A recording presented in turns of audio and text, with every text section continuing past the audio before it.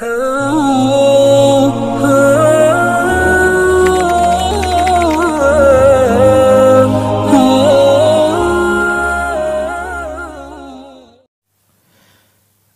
Al-Aghar Anil Aghar Al-Muzani, dari seorang sahabat yang bernama Al-Aghar Al-Muzani, qala Rasulullah sallallahu alaihi wasallam. Rasulullah sallallahu bersabda, "Innahu la yughanu ala qalbi."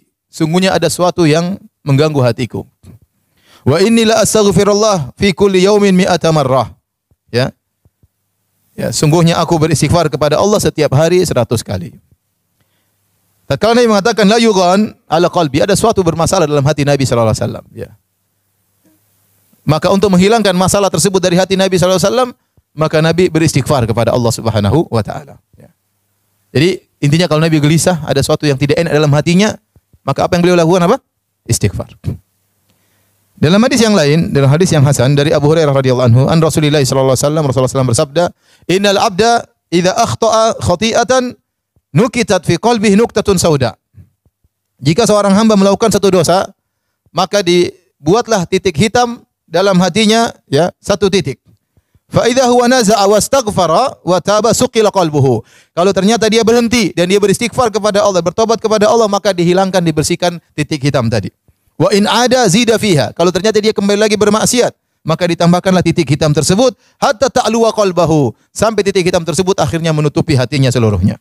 Wa huwa ran, dan itulah kotoran yang Allah sebutkan dalam Al-Qur'an. Nah, kalau orang sudah terlalu sering bermaksiat, tidak pernah dia bersihkan hatinya, hatinya jadi kotor. Kalau sudah kotor, maka semua maksiat akan terlihat biasa bagi dia. Tidak ada yang gelisah bagi dia. Semuanya enak menurut dia. Dia mau maksiat, dia mau minum khamar, dia mau berzina, dia mau apa, dia biasa saja. Ya.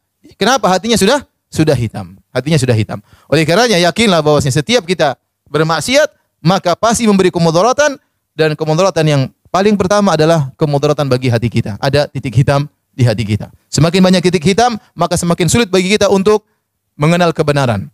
Semakin sulit bagi kita untuk semangat beribadah. Maka bisa jadi kita ini malas beribadah, dan itu sangat mungkin. Kenapa? Karena maksiat yang kita lakukan. Mau baca Quran, malas, ya. Mau salat malam, malas. Mau salat duha, malas. Masalah berarti hati kita bermasalah, ya. Ya, hati kita bermasalah. Kalau ada kewajiban yang kita tinggalkan, santai saja, ya. Misalnya terlambat salat, santai aja, tidak gelisah, tidak sedih, tidak, biasa aja, ya. Biasa aja, ya. Sebagian ibu-ibu tidak menjalankan kewajibannya kepada suami, biasa aja. Hatinya biasa aja, berarti hatinya bermasalah.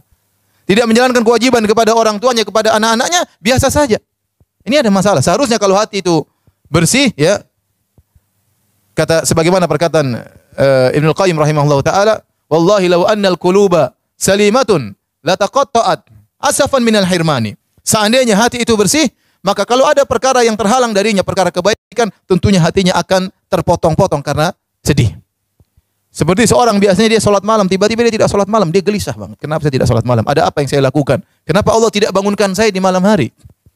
Atau dia terlambat sholat subuh, kenapa saya bangun jam 7? Ada pegerangan. Ya. Dia akan merasa sedih, hatinya terpotong-potong karena ada kebaikan yang terhalang darinya. Tetapi kalau hati sudah hitam, apa yang dilakukan? Dia cuek aja. Ya. Dia mau tidak sholat, dia mau ini, dia mau nonton apa, dia mau ini, mau ceritain orang, mau gibahin orang, mau lihat yang haram, mau ceritain, dia cuek aja. Mau membangkang suami, membentak suami, marah anak-anak, mau apa saja, dia tidak peduli. Mau dolimi orang, dia tidak peduli. Itu tanda bahwasanya hatinya sudah hitam. Sehingga dia tidak bisa mengenal, ya, bahwasanya dirinya sedang sakit. Dia lupa. Maka seorang untuk menghilangkan itu semua, banyak istighfar. Banyak istighfar. Maka saya sarankan kepada ibu-ibu, ya, untuk banyak istighfar. Pada istri saya juga yang saya cintai, ya, untuk banyak istighfar, ya. Kalau naik mobil, nyetir sendiri, udahlah istighfar, astagfirullah, astagfirullah, astagfirullah. Bagus kita dengar pengajian, ya. Tapi terkadang kita perlu matikan pengajian. Untuk apa? Agar kita istighfar, ada kelezatan tersendiri, ya. Jadi kita ambil manfaat dengan mendengar pengajian, kita dapat faedah. Dengan istighfar lisan kita, astagfirullah, astagfirullah. Bayangkan ibu kalau macet 1 jam, berapa istighfar sudah? Mungkin 1000 istighfar. Ya. Ya. Jangan ngisi waktu telepon sana, telepon sini, telepon sana, telepon sini. Istighfar. Karena saya suruh ibu-ibu untuk murajaah Quran enggak punya hafalan, repot. Ya. Kalau orang punya hafalan Quran, 1 jam tuh nikmat saja, dia sambil setir mobil hafal Quran. Ibu apa? Ad-duha selesai, sudah enggak bisa lagi habis itu. wadduha, kemudian ke atas lagi sudah surat panjang-panjang udah. Ya, penampilan saja oke, hafalan tidak ada ya.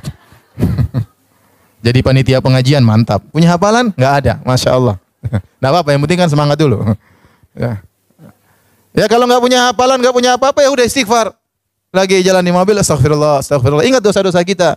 Dosa sama orang tua, mungkin kita kurang perhatian sama orang tua, kurang telepon orang tua, kurang beri hadiah sama orang tua, kurang berbakti sama orang tua. Ingat dosa-dosa, dosa anak-anak, kurang perhatian sama anak-anak, tidak dilihat bagaimana hafalan Qur'annya, tidak diajak untuk sholat misalnya, kita sibuk sendiri dengan WA kita, dengan HP kita, dengan ibu-ibu teman-teman kita, anak-anak kurang diperhatikan, diingat sama suami, ya dosa sama suami, kurang berbakti sama suami, masih membantah suami, masih bentak-bentak suami, dan yang lain-lainnya. Sambil kita istighfar, astagfirullah, astagfirullah, astagfirullah, itu akan membersihkan hati ibu-ibu. Ya, sejak sekarang istighfar ya. Nanti pulang naik mobil, ya istighfar. Jangan terlalu lihat cermin terus. Udah nanti aja kalau udah mau sampai baru lihat. Sedikit lihat cermin. Istighfar ya, istighfar. Allah tidak lihat itu wajah anti nanti. Yang Allah lihat apa? Hati anti.